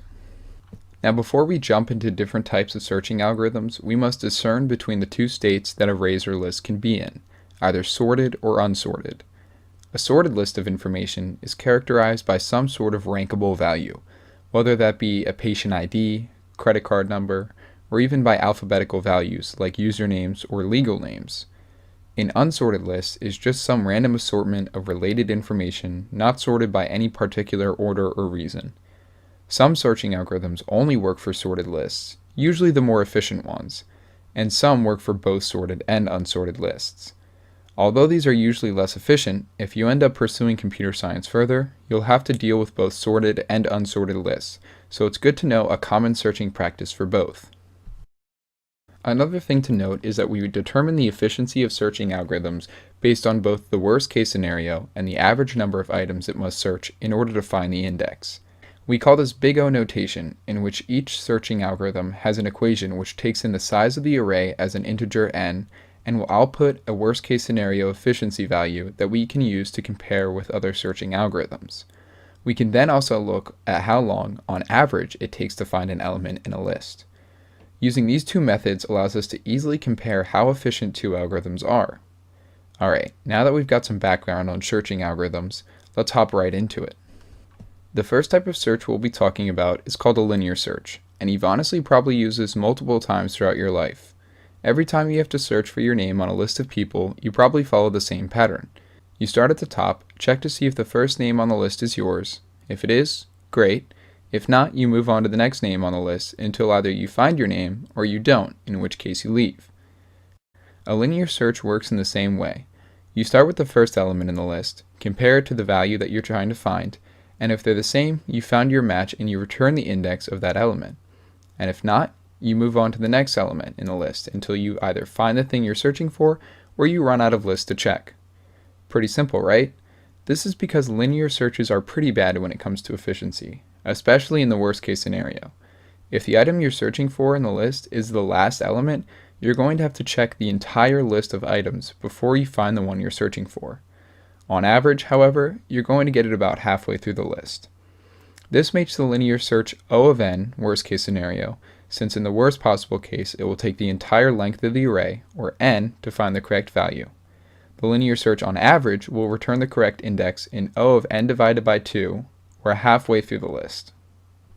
Now, while the linear search isn't great, it can work with both sorted and unsorted lists, because of the fact that it will eventually cover every element in the list. The other search we're going to cover requires the list to be sorted, which may seem like a drawback, but having a sorted list allows you to use algorithms that are far more efficient than the linear search. So overall, the linear search is a good basic searching algorithm for if you have an unsorted list, but if your list is sorted, there are way more efficient options out there for you, such as the binary search, which we'll be talking about now.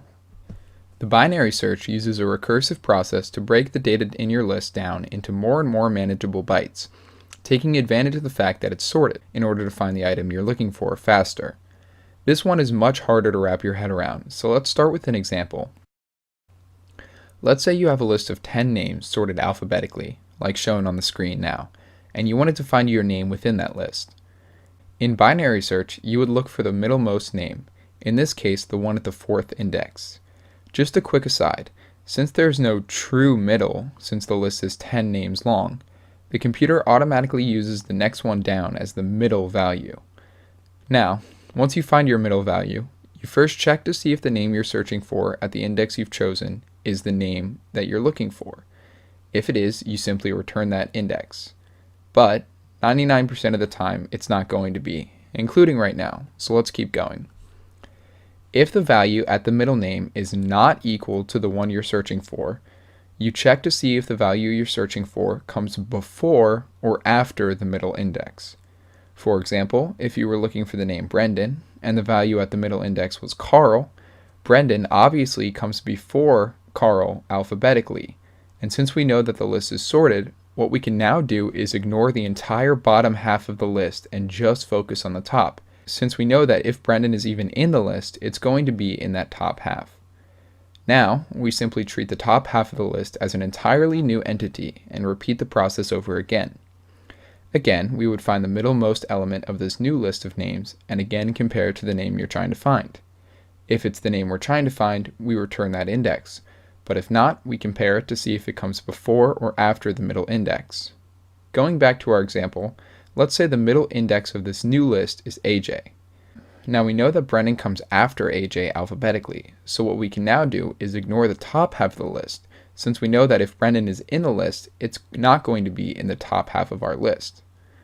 Now, we again repeat this process again and again until we find the name we are looking for.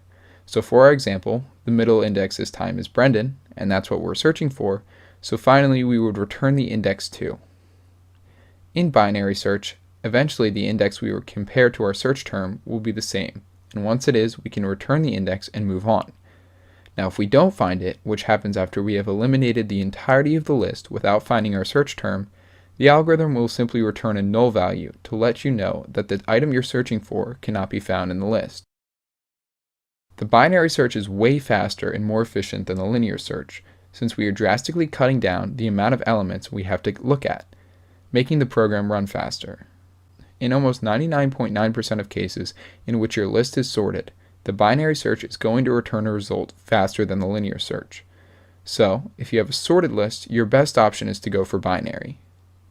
As for efficiency, the binary search is O log n for the worst case scenario, which could be confusing if you don't fully understand logarithms, but all you need to know is that it is way more efficient than the linear search. Its average scenario is actually also O log n as well, which again is infinitely times more efficient than the linear cases. Now while there are other types of searching algorithms you can use, these two are the most common for both unsorted and sorted lists, so we will stop there for now. Up next, we're going to be covering one of the most confusing and important topics in computer science, recursion. Let's start with the most important question. What exactly does recursion mean? In programming, recursion refers to functions that repeatedly call themselves, meaning that in the instructions that occur within a function, one of the instructions will be a call to that same function you're already in. In the extremely primitive example on your screen now, you can see we have some function which, in the confines of itself, calls itself. A recursive function will usually take into account some integer as an argument, and will use this to carry out some instructions, modifying the integer that was entered, before calling itself again with that new integer as its argument. To better understand these functions, let's discuss the basics of how we go about programming one of them. A really good and easy example of a recursive function is one which sums up all numbers from 1 to n. So let's make a recursive function that does just that. The first thing we need is the actual function, and we're going to make it an integer function, which takes an integer n as its argument. The reason we do this will be explained later, but for now let's move on to the base case. A base case is simply a definite value which all recursive statements, the ones that are being repeatedly called as we go through the function, try to get towards. At the beginning of the function, we test a value that was passed in by the argument against the base case to see if it is satisfied. Usually, these base cases are some requirements, like if n, as I described before, reaches a certain value or is equal to a certain value. It is extremely important that the base case is set to some requirement that n will eventually meet for the same reason that it is important to avoid an infinite loop. We do not want a Stack Overflow error to occur. For example, if our base case was to stop calling the recursive function when n was greater than 100, and if it is not, we will call the same function again but with n minus 1, and we started with n as, say, 99, we would never reach the base case, and the recursive function will repeatedly call itself over and over again, subtracting 1 from n, and hoping that somehow it will eventually be greater than 100 until your computer crashes. Not fun. So anyways, back to our recursive sum example. Let's make our base case when n is less than or equal to 1. This way, we can start at some positive integer n, and subtract from it until it is less than or equal to 1, in which case we can exit the recursive statement. Cool. Now, if n is not less than or equal to 1, what we want to do is return the sum of both n and then the returning value of our recursive sum method minus 1. Why do we add n and the function call? Well, let's actually go through the function as if we were the computer and see why. We start with a call of recursive sum with n equals 3. We know that 3 is not less than or equal to 1, so now we try to return a recursive sum of n, which is 3, and the returning value of recursive sum with an n of 2. We don't know what the returning value of recursive sum with an n of 2 is, so we have to go through the function again, only this time n is 2. Again, n is not less than or equal to 1, and so this function will go through the else statement and return 2 plus another recursive statement, in this case the returning value of recursive sum with an n of 1. So once again, we have to go through the recursive sum function to get that value that will be added to 2, and then returned and added to 3, and then returned. Hang in there, we're close. Now in this function, n is less than or equal to 1, and so we return n, which is 1. Now we take that n, which again is 1, and that is what gets added to 2 in the previous function call, and then returned. So this would return 3. Now this 3 is what gets added to the first function call, which is 3, and so it becomes 3 plus 3, which is 6. And finally, after all that time, we get 6 returned from the function, which, if you've been following along at home, 3 plus 2 plus 1 is, indeed, 6. Now this may seem like a waste of time since 3 plus 2 plus 1 is not a hard operation, but to those of you saying that, I ask you to please give me the sum of all the numbers from 1 to 3,567. Godspeed. Now recursion is a very difficult concept to wrap your head around, so if you're not 100% comfortable with it at the moment, feel free to rewatch this section of the video in order to better familiarize yourself with it. Alright, cool. Now that we have a little background on recursion, let's talk about why it works so well. Now to understand why and how recursion works, we must first understand what a stack is. A stack is a data structure that contains all of the tasks you instruct your program to complete. Based on a certain method, your program will then carry out the tasks you give it. It's called a stack because if we start another process before the previous one completes, the process is stacked on top of the other one, such as the animation on your screen is showing now. Programs we write will follow the LIFO structure. For those unfamiliar with accounting, LIFO means last in, first out, or the last item put on the stack will be the first one removed from it. Essentially, every time you ask your computer to complete a task, that task is added to the stack, and will be the first one to be resolved. Think of it like a stack of stones. You can keep adding stones on top of your pile, but in order to get to the one at the bottom, you must first remove all the rocks on top of it. Now when your function continually calls itself without end, without a base case, like in our infinite loop example, then the stack will never be resolved, as items will be continually added to the stack without any of them ever being completed. In this case, the memory allocated to the stack exceeds the maximum allowed, and a stack overflow error occurs, resulting in your program crashing. Think of this as if you're doing chores, and before you complete one chore, you get called to do another chore, and then before you can complete that one, you get called to do another one. Since you keep stacking tasks, or chores, on top of one another, the stack of tasks will never be completed, and you will probably die before ever finishing all of your chores. This is the same logic that makes infinite loops crash your program. Recursion works on these same principles. The initial call makes a second call, which is added to the stack, and now that one must be taken care of first. But in that one, another function is called, which gets added to the stack, and so on, until you reach the base case in which you slowly start going back down the stack. In conclusion, recursion in general is extremely useful because by calling the same functions repeatedly, it breaks down the problem into smaller sections and results in the program being more efficient. Small parts of problems are easier to solve and less taxing to compute than the entire problem at once, and the computer can combine these small solutions into the whole solution at the end. Now, as we wind down our Introduction to Programming series, we want to take some time and go over some of the soft skills needed to be a successful computer scientist, since it's not all about writing code. In fact, many professional computer scientists will tell you that the majority of their job is spent thinking about code, rather than actually writing it. This is because much of programming boils down to problem solving. How do we optimize this system? How can we make this feature for our app? What type of movement do we want for our game, and how can we program it? The harsh truth is that no good program has ever been written simply from the programmer getting the prompt or idea, sitting down, hopping on an IDE, and starting to write code. There are many tasks we should go through beforehand in order to plan out our code, so we ensure that when the time comes to program, it's a clean and easy process and not riddled with mistakes and bugs. This is where pseudocode comes into play. Think of pseudocode like this. If you wanted to take a family trip to the Grand Canyon, would you simply hop in your car and drive off and figure out things later? No, because that would be ridiculous. Instead, you would spend some time planning out the trip. What sites or places do you want to visit? What hotel reservations are you going to have to make? What kinds of things are you going to do when you get there? What routes or highways are you going to take and why? All of these things must be determined before you can even think about hopping in your Ford Explorer. So how does this translate to pseudocode? Well, think of our family trip to the Grand Canyon as a program. Programmers use pseudocode, pseudo meaning not real, and code meaning code, as a means to plan out their programs before they write them, just like how we planned out our trip before going.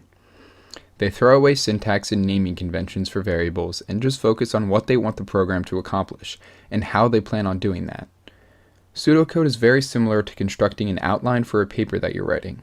You write down the main topics of the essay and plan out your major talking points, but you don't worry about the nitty-gritty details of it all, such as word choice, grammar conventions, and proper formatting. By doing this, we allow ourselves to think freely and not worry about stressing the small stuff, at least not yet. Alright, now that we know what pseudocode is, let's talk about how we write pseudocode.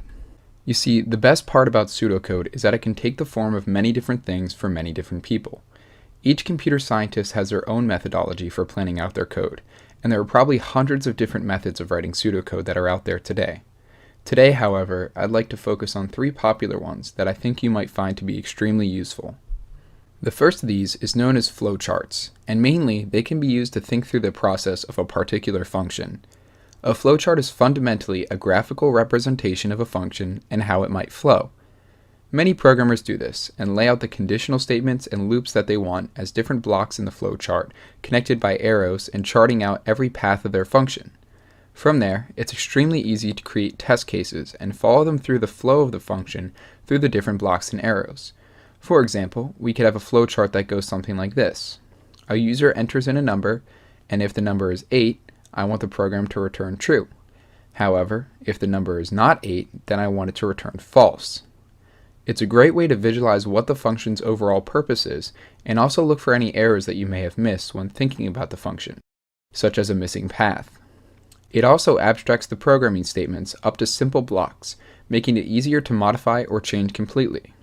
The best part is that when you have finished testing cases, you can simply convert the blocks into programming statements, and you have a well-written function without any debugging.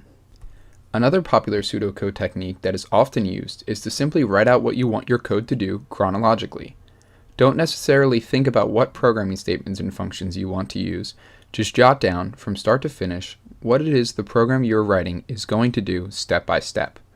For example, let's say you're making an app that takes in 2 numbers and divides them. The pseudocode for that would look a little something like this. First, I want to prompt the user to enter a number, and then I want to wait for the user to enter in that first number. After I get the first number, I want to again prompt the user to input a second number. Once they do, I complete the operation by dividing the 2 numbers entered and returning the result back to the user. This all seems like it would be common sense, but remember that oftentimes we're not going to be working with simple multiplication or division functions. We may be working with full-scale games, algorithms, or user interfaces with many different options. This method allows you, the programmer, to not get bogged down with the syntax and conventions that you have to follow. You're simply making a note of what the program's ultimate goal should be, as if you were explaining it to a friend of yours. This method really lets you plan out everything that needs to happen in your program in order for it to run smoothly. It also ensures you don't forget about a piece of an algorithm or a certain function that you need to write in afterwards. And the final pseudocode strategy that I'd like to talk about to you today is writing out the main features you want the user to have when using your program, and what functions or smaller programs you're going to need to complete these features. Let's do another example. Say you're making a banking interface, and on startup, you want the user to initially have 2 options. They can set up a new account or log into an existing account. From there, if they log into their account, then you want them to have the functionality to withdraw money, deposit money, take out a loan, or pay back a loan. If they decide to set up a new account, you want them to be able to create an account, store their information in a database, and then access all of the features that a returning member would have. This may look very similar to the flowchart method, the only difference being that this is abstracted one level higher over an entire program rather than just a single function. If you really wanted to, you could also create a flowchart that would go through the functionality of all the 4 methods described above. Setting up a hierarchy, like seen on your screen now, makes it easy and clear to see every function and interface you're going to have to make. This prevents you from having to try to shoehorn a function or feature into an already finished program at the last second, which is not a very fun experience in the slightest. So there you have it, 3 pseudocode strategies you can use to plan out your code before you even start writing any. The flowchart method, which is good for thinking through the flow of a certain function, the write-up method, which is good for getting the general idea down for a program, or the functionality planning method, good for listing out the functions of a certain program. You can use all of them, none of them, a mixture of them, or even disregard these and find and create your own pseudocode methods. The main goal here is to drastically minimize the amount of errors that occur during your program and relieve a lot of stress on your head. The importance of pseudocode cannot be stressed enough, and if you don't believe me, I urge you to try to complete a large project without it. Okay, so if you've watched the series up until this point, you've gotten a pretty good understanding of many aspects of programming, and also how to plan out your programs. Now it's time to go out into the real world and write some actual code. But what kind of program? I can hear you asking me. And the answer is truly whatever you want, really. As I'm sure you know by now, you can program just about anything you have on your mind. Anything from simple games to complex software. This video has equipped you with the basics that are going to need to be used in pretty much any program you decide to write. But that doesn't mean that every programming language is perfect for every application. Each language has its own strengths and weaknesses, and choosing the right one is very important for making it easier, and sometimes just even possible, for you to program what you want. So that's what we are going to be talking about now, choosing the best language for what you want to accomplish. Now, we talked earlier about low-level versus high-level programming languages. In case you forgot, let's do a quick refresher.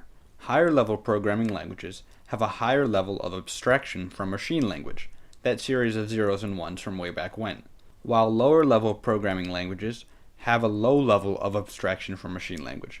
For example, block programming, where you can drag and drop programming statements together like 2D Legos, would be a high-level language, as it does not take a high level of understanding of the inner workings of a computer to program it. The theoretical highest level of a programming language would be if I could just write down what I wanted the computer to do in simple English, and it would just work. But, sadly, that doesn't exist yet. On the other side of the spectrum, the lowest level programming language would be just feeding zeros and ones into the computer at supersonic speed, which would be almost impossible and extremely absurd. So, how do you choose what type of language is best for your needs? Well, it depends on what you are trying to do, as sometimes you need very specialized languages to get done what you want. The world of computer science is vast and contains many fields, so trying to cover everything in one language would be impossible. This has led to the creation of hundreds of different programming languages, each designed for a specific task. Right now, though, we'll cover some of the most popular languages and their uses. Now, if you are trying to design a website, using HTML and CSS is probably your best bet. HTML is a markup language that is designed for writing the content of a website, while CSS is great for designing the style of the website. You interact with HTML every day, and you can even see it right now if you right-click and hit Inspect Element. This will truly show you how complex HTML and CSS can be. Maybe it would be best for you to use a scripting language. A scripting language is a language that has many commands for you to use, and that can also be run without needing to be compiled. Scripts can be faster to write than most programs, and tend to be easier to port between operating systems, allowing for cross-platform support. Scripts can also be used with websites, oftentimes adding to the overall user experience of the site. If you want to go into web design, this might also be a path for you to go down. Examples of scripting languages are Perl, PHP, Ajax, and JavaScript. For most programs, you could probably use a general-purpose language. General-purpose languages, as they sound, have a wide range of applications. Usually, these should be your go-to languages. Examples of general-purpose languages are Java, C++, and Python. They each have their own different benefits over one another, Java is very useful for developing games and interactive web pages.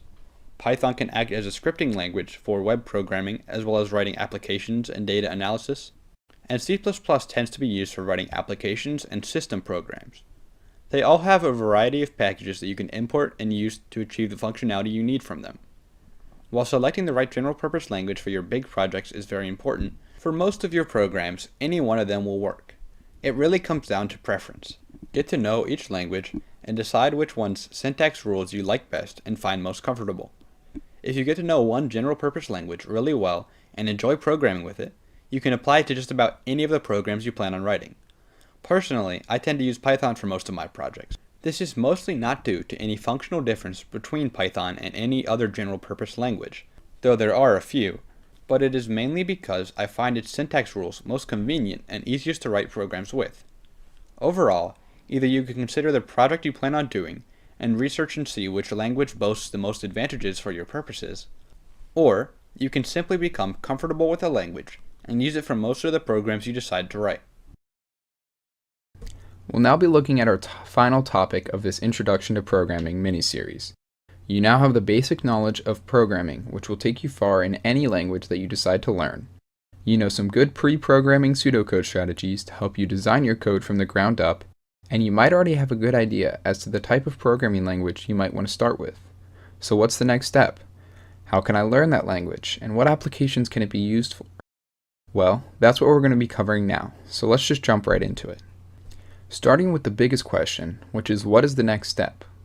Well, now that you might know which type of language you might be interested in, research that language and find out whether or not you truly want to pursue that programming language. Most languages, like Python or C++, will have either an official website where you can read up on the language, or a Wikipedia page which will provide you with useful information in deciding whether or not you want to pursue that path. From there, the next step is to actually learn the language, which can be done right here on YouTube. While we have taught you the basics of any programming language, each specific language is going to expand upon these concepts, and so watching tutorial videos on a certain language is going to be very beneficial. I would start with an introduction series, like the one you're currently watching, but for the language you have chosen, and work your way through that series, picking up on the syntax and rules of that language until you become comfortable with it. Once you do that, you come to a crossroads. You know how to program in a certain language, but you may be completely clueless as to what to make in that language. Programmer's block can leave you uninspired and not want to continue programming, so I'd like to give you a few websites to help out. First is CodingBat, a completely free website which has hundreds of coding challenges in both Java and Python to help you refine your programming skills and even learn some new programming shortcuts and tips. This is great if you want to get better at improving your efficiency and need something to hone your skills as a developer. The next is CoderByte, which offers over 200 plus challenges that you can complete in over 10 different languages, something that is sure to help you improve. The final website I'd like to talk about is HackerRank, which not only provides programming challenges to keep you on your toes, but also provides support for you using your programming skills to find jobs or internships. These and many more websites exist solely to keep you interested in code and work on refining your skills to become better. Now, if you're a teenager watching this series in high school, I also encourage you to take programming classes in your high school. AP Computer Science Principles and AP Computer Science A are both amazing courses which can help you greatly in the future, and are also incredibly informative and important to colleges. Your school might also offer other classes in the field of computer science, including ones on data structures, game design, and data science. Any and all classes you can take to help expand your knowledge of programming and help you find your niche is going to be extremely helpful. As you can see, the world of code has now been opened up to you. These are just a few examples of where you can go from here, but there are many more we didn't talk about. You could get into GitHub and start contributing to projects. You could work on your own projects and collaborate with others. The possibilities are endless. The next step is up to you. This concludes our Introduction to Programming mini-series. We hope you enjoyed watching it as much as we enjoyed making it. If you enjoyed the series as a whole, consider subscribing to our channel, Null Pointer Exception, which will be linked in the description, for more content like this coming soon. Thank you so much for watching.